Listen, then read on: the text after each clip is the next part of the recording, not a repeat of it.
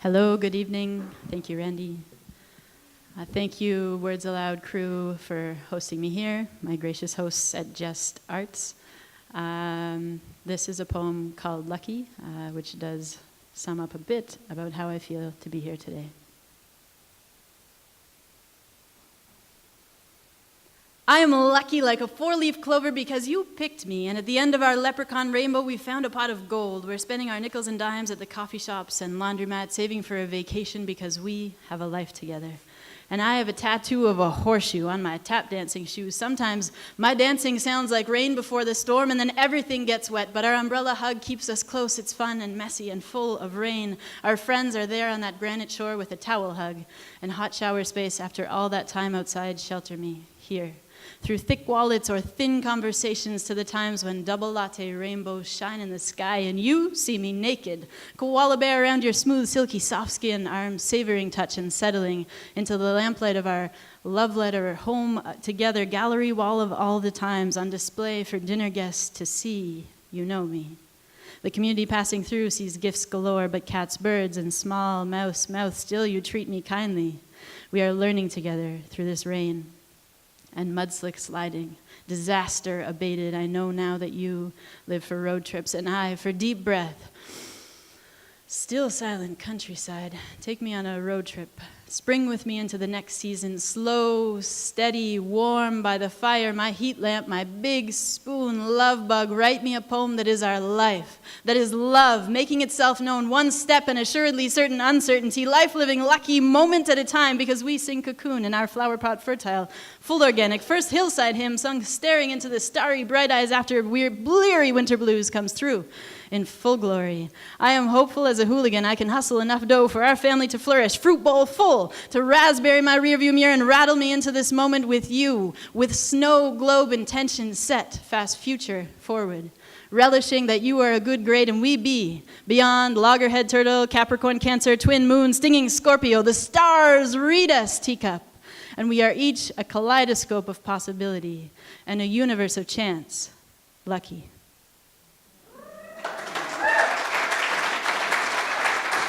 Thank you.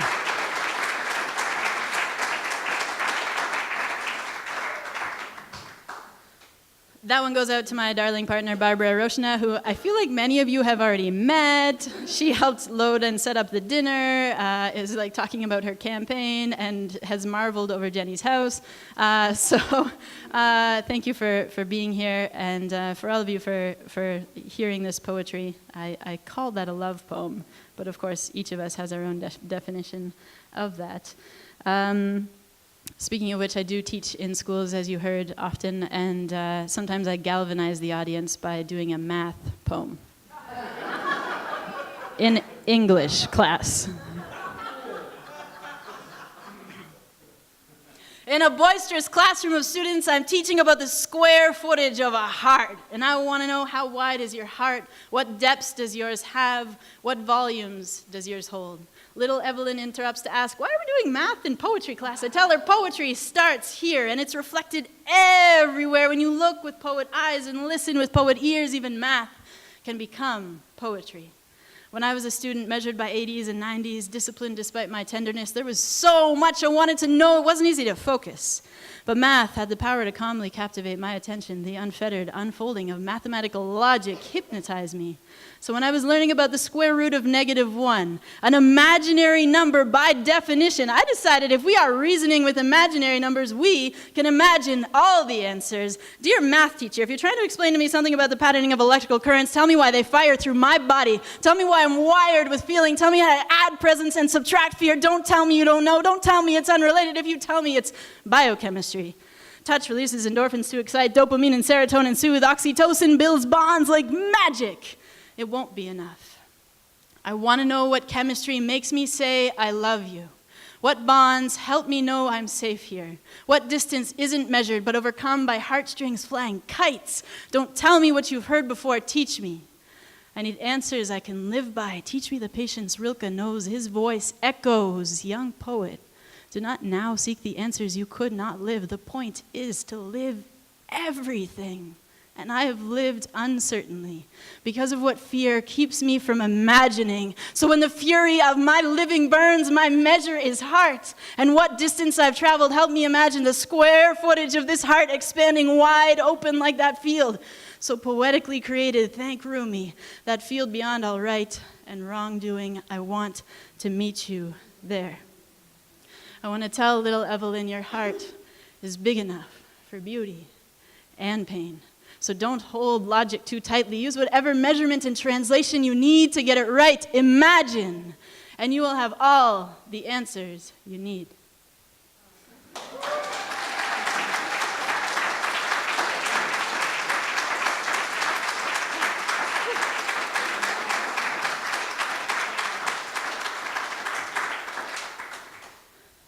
Thank you. Sounds like somehow I didn't galvanize this literary audience with a math poem, but I'm sure that you follow me that it's a little bit more about the power of the imagination, right? Although the biochemistry slipped in there just a bit. For those of you who are, not yet signed up for my workshop tomorrow, I will be using prompts. These are a few of the prompts. 9 a.m., so you're welcome to dance all night with the drums and then come in the morning. Or be like, guys, I gotta get some sleep at some point and then come after you wake up. There will be coffee thanks to Skylar. So 9 a.m. tomorrow. Our host graciously mentioned this book that the Hellbox Press published. Since this is kind of a spoken word but also literary crowd, I'm gonna read a couple pieces. It's gonna get a little heavy, possibly. I'll just say that. This one's called Muscle Memory. I cried myself to sleep on too many childhood nights. It became a familiar comfort. I didn't know my tears collected somewhere inside of me. There is a reservoir within holding salt water, muscles strengthened holding. I am muscle. I am my father's capable hands and generations of cycling calves. I am belly full and good bones and feelings locked away, a wound up bundle of what was. I am memory. I'm crying again and I don't know why. My crying is all muscle. Some instinct situated in my bones water. My body remembers stomach clenched in knots bent over red face and hands. Throat choked. Eyes burning with tears, mucous membranes, a mess. I know grief. It is heart bottom ache, living inside of me, surfacing and conditioned. My body remembers police intervention, strawberry candy, macaroni and cheese. On our own now, Mom, what's next? Where's Dad? Women's shelter, what's next? Mom, I cry because my body remembers. Fist fighting, stand in the middle, make it stop. Shut up. My parents pained, patterned their muscles firing impulses, bringing Joan and Ivan together and apart, together then apart, together and apart, patterning repeated, broken. I cry because I'm tired, because grief never rests, because where are you? Because loud voices, because this body aches. I'm angry, lost, salt water. You're not here because Mom, because Dad, because I'm going to miss the bus again. There were too many reasons to cry. And now what breaks me open cracks open this reservoir inside until I breathe with the echo of a sob, until I exhale relief, until the storm leaves. Repattern. Until my body swells with joy. And I am childlike and okay, I know, because I am new muscles strengthened by use. New memory made, living in response to what is, each foot planted on good soil, tending to this water in my bones.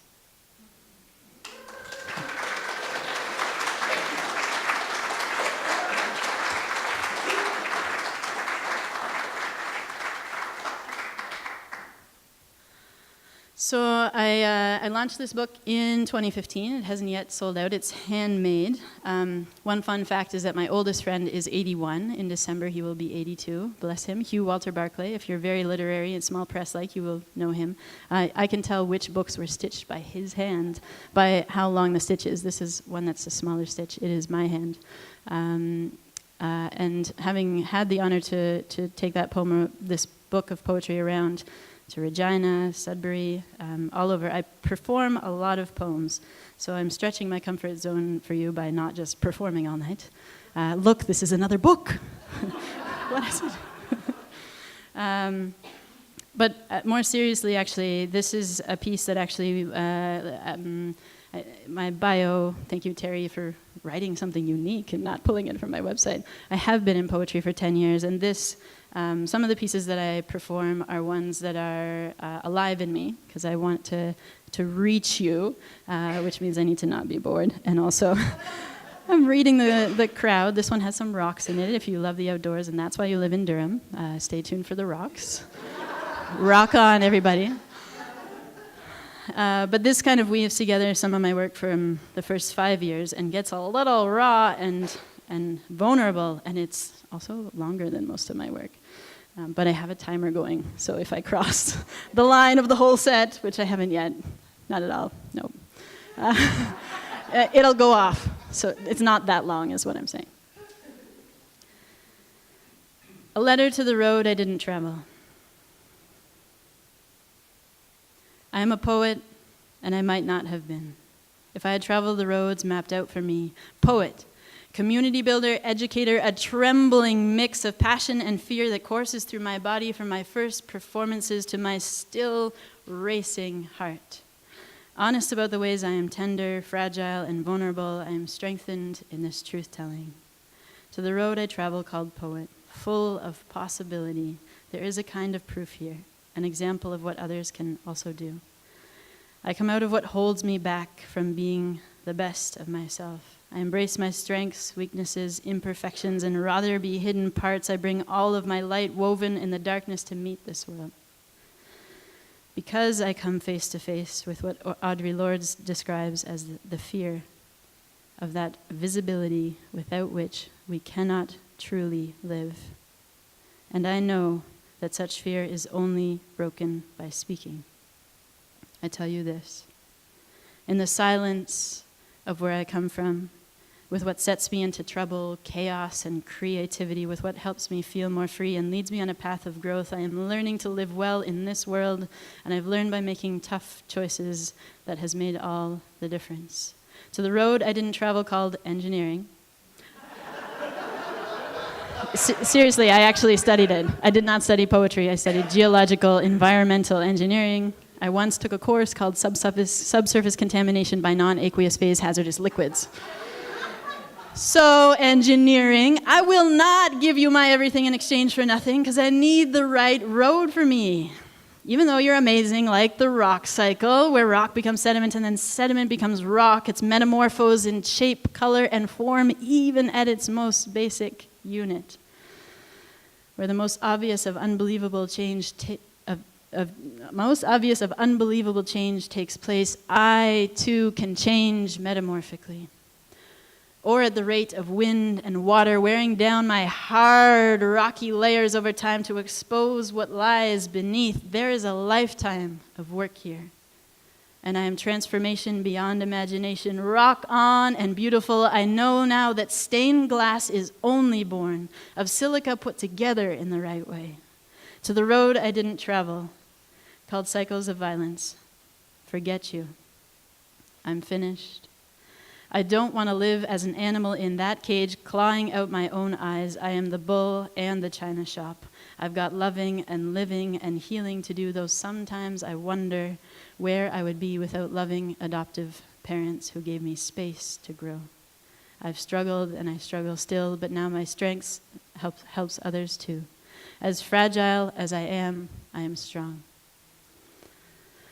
But Joan had 3 children out of wedlock, always wondering if this was wise because of their father. In a family where the father pushes the mother from a moving vehicle, there is a kind of turmoil that activates a system made to protect children So it was. Joan's children were endlessly not her own. Where is the healing in this? Strained to hear it, expected in despair and the depths of difficulty. It's in the sound of rising above. And rise above I must, because I see the life I might have lived, impoverished by my poorly thought out actions, by impulses conditioned by the path of my youthful world. I was lawless, reckless, and in charge of myself. See, Joan is my biological mother, and my biological father is too much to tell you about. I was a young person who had too many burdens too soon, too much responsibility for my two younger siblings too much of the time. My mother didn't have the life skills to raise us. She coped long enough to keep us together for a short time before my father would come back into the picture. So I lived a young life with moments of immersion in cultures I didn't want to emulate.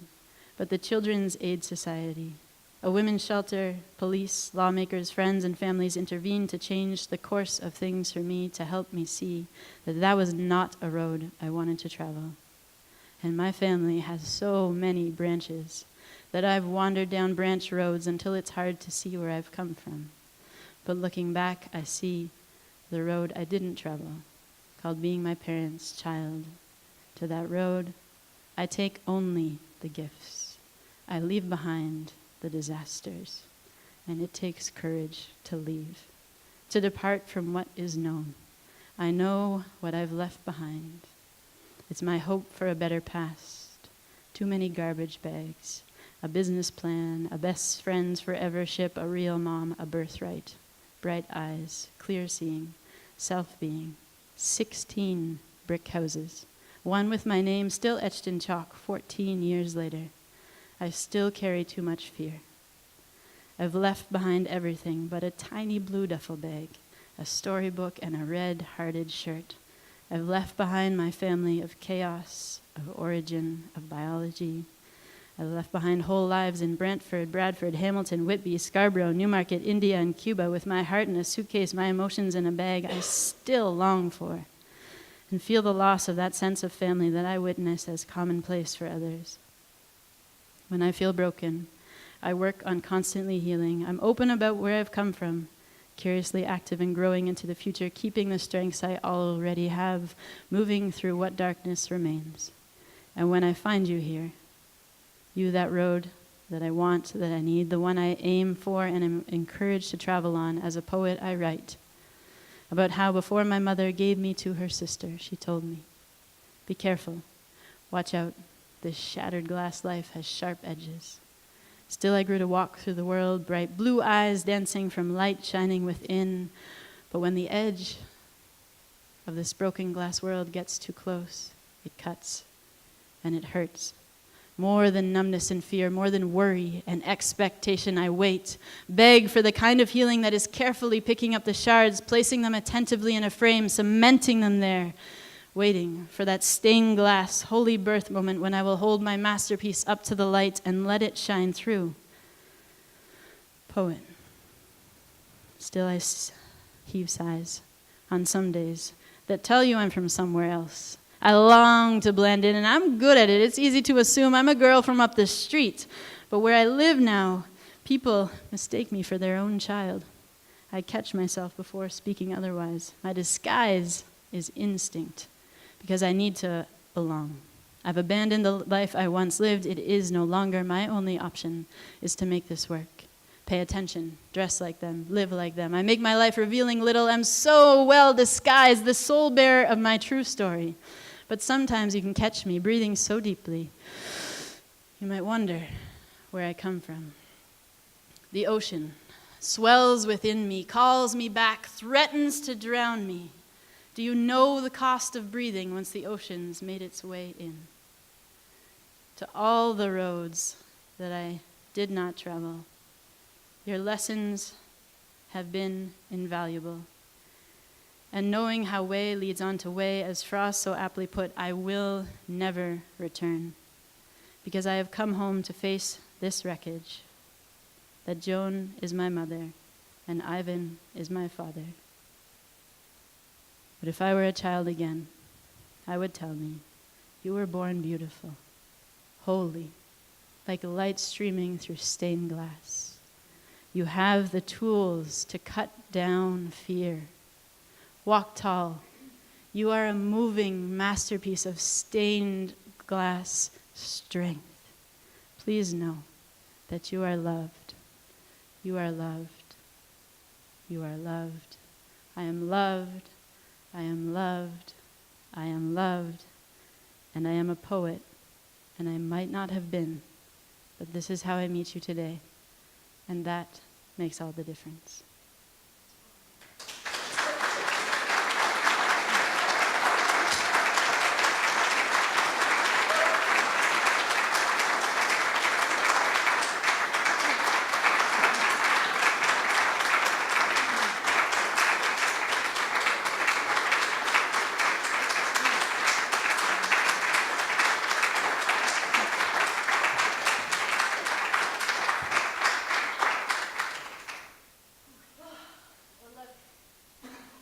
One of my other secrets is escaping. Look what it is. Writers, this is the kind of thing we give ourselves in workshops, right? I don't know, this is from like 10 years ago. I give myself permission. For those of you who are at the back, although you could be having front row seats right here, 1, 2, 3, 4, 5, 6, 7, 8, 9, 10 of you. Although with spoken word, maybe you're worried I'm going to spit on you. Really. Okay. I do pop some peas with repetition and patterning, but I try not to, go too far. Thank you for holding that space. I really take it as a privilege and a responsibility to be here. 35 minutes. Okay, great. One time I showed up in Victoria and I was like, 20 minutes, right? They were like, no. Just go all night until we close. You've got an hour. Well, I wrote this poem when I was in grade 8, and it goes like this. Brown, yellow, green, and gold, falling, getting cold. Colder, as we speak. Fall is coming to its peak. Old Jack Frost is getting ready. Fluffy clouds are holding steady. Winter is around the bend, and fall is coming to an end. Thank you very much.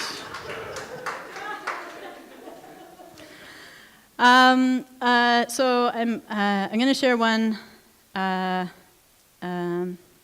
because you can't do heavy stuff without also honoring the resilience, right? Where do you draw your strength from? So this one is about my grandmother, and I can't believe I'm reading 3 poems, but thank you so much.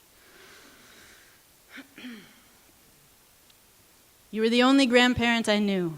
The others died too soon.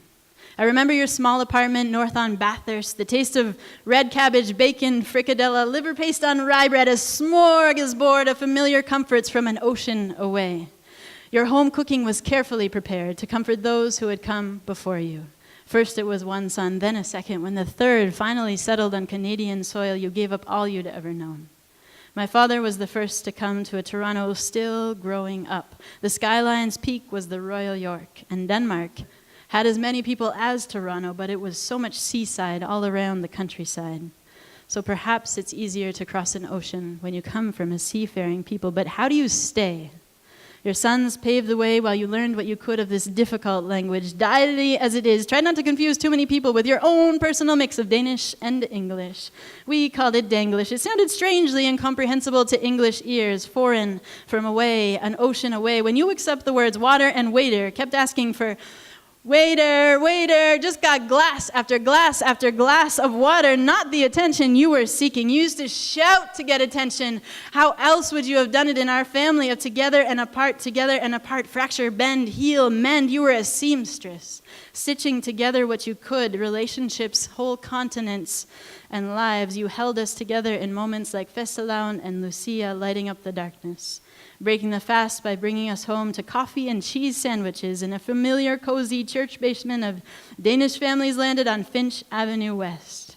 In this humble yet glorious Scandinavian wooded building with fanciful sailing ships of ocean-faring people set down anchor in Toronto. A city with enough culture to drown out your language, food, and festivities I watched as a small person. And I worried when you would shout. I think I even learned to tune it out. So it's a good thing you told me over and over and over again that you love me. You said, I love you, I love you, I love you. And you always said it 3 times, in case the first 2 times it didn't sink in. I love you, I love you, I love you. And you would add, can you always remember that? I do, and I say it back to you, but you can't hear me. I hope you knew it while you were here. You were royalty. To me, from Copenhagen, home of the oldest monarchy on the planet with the oldest flag, the legend is it fell from heaven in a land of story and Norse gods like Odin, Thor, and Loki. My brother, now all Canadian, carries this Norseness in his name. He and my sister Inga-Lise got the Danish names. And in present-day Denmark, Danes themselves forget how to speak Danish. So here's a lesson for you. Mor means mom's mom, grandma. Morfar means mom's dad, grandfather. Farfar means dad's dad, grandfather. Farmor means dad's mom, grandmother. And we use bestamor, the very special way to honor you, where lineage is reflected here in language that makes me wonder where I come from. Grandmother, bestamor, another way to say I love you. As the only grandparent I really knew, I remember being a sunburnt kid in my sundress, happily lying in your living room, settling amongst the crayons and coloring books for a precious moment of refuge. Amidst a lifetime of chaos, here on a land so big it is stunning, that leaves one stammering, and you are gone, Vesta. I am here, aching for you in the old, old city, Copenhagen, that you come from. I don't know it well, I've been there once, but something of that soft language and well-carved people speaks to me, calls out belonging, makes me wish I really belonged somewhere. But the only place that takes me back to you is that Danish Lutheran church and smelling my crayon box. So I anchor myself for a moment, in that moment in time where I know I belong with you, with family, with comforting food and hygge.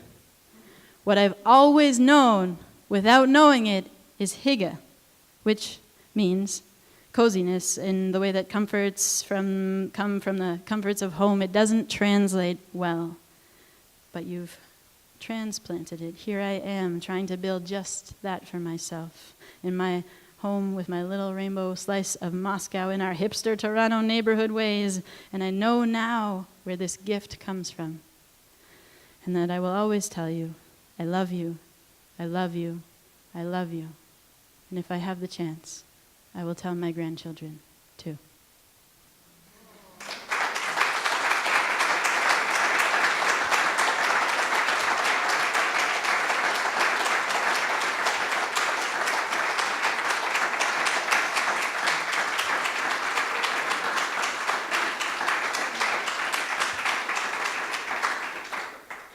This is the dance party, which is foreshadowing the end, where I get to just listen to great poetry, because it's hot up here, and it's an honor. I'm going to go, before I do the last poem, I'm going to go back to a short little vignette from that childhood place, because there's a happy moment there I want to share with you.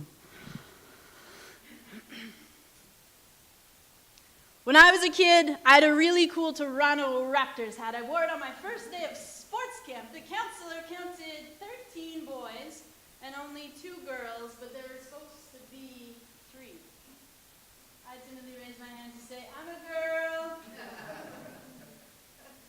In a world of pink and blue divides, I wasn't the same as the girls, and I wasn't the same as the boys. I was a tomboy. I swung on vines and carried a pocket knife, caught minnows, and made tree forts, reveled outside under raindrops and sunshine. I had to be chased down to come back inside again. I bounced a ball against the wall for hours on end, and I beat the boys in field-length races during recess. As this tomboy, I was granted sanctuary in an elaborate tree fort. Outside there was a sign that read, "Let her be." Inside, I had coloring books, crayons, hockey cards, marbles, dissected radios, and bags of ketchup chips. And I felt like I could do anything. I played, and I played, and I played, and I played, until I realized I am a different kind of person. I exist on a spectrum of masculinity and femininity. I wear a sign on my heart that reads, "Let me be."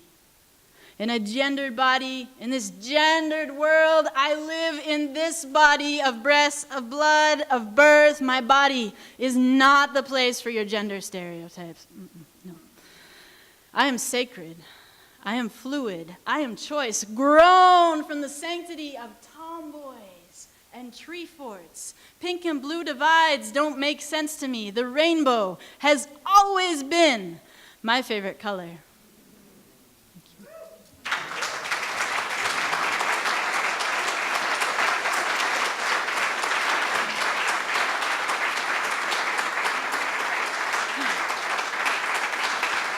Right? Rainbow. So it's like you knew I was gay from the beginning, and then I started talking about rainbows. And now I'm going to do a gay poem so that nobody misses that. Like, it was the dinner and you fell asleep for one point, but don't worry, it's been a long day, I get it. But you're really not going to miss it in this poem. So I'll just remind you one more time, the Tomboy poem is in here. Origins, there's some other work that I did that's in here too. So you can get that from the bookstore, because you don't even have to talk to me, I guess.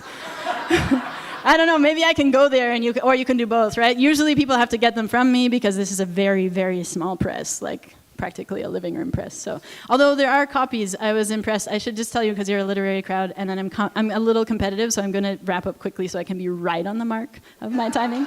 I'm a slam poet, 3 minutes and 10 seconds. If you go over the grace period, you get in big trouble, right? So very quick story. I got an email saying, "Oh, you've made it," right, from my publisher. I'm like, what?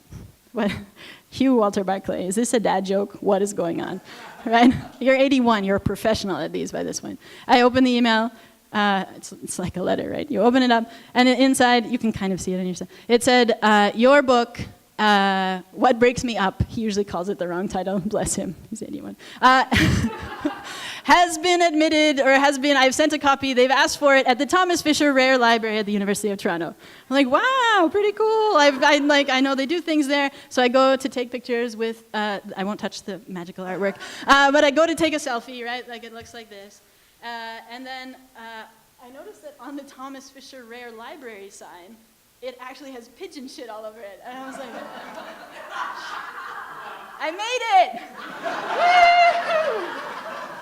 So I've never done this. I feel like Justin Trudeau does this. Let me see. Say hi. Sorry, Evelyn. I should have got you.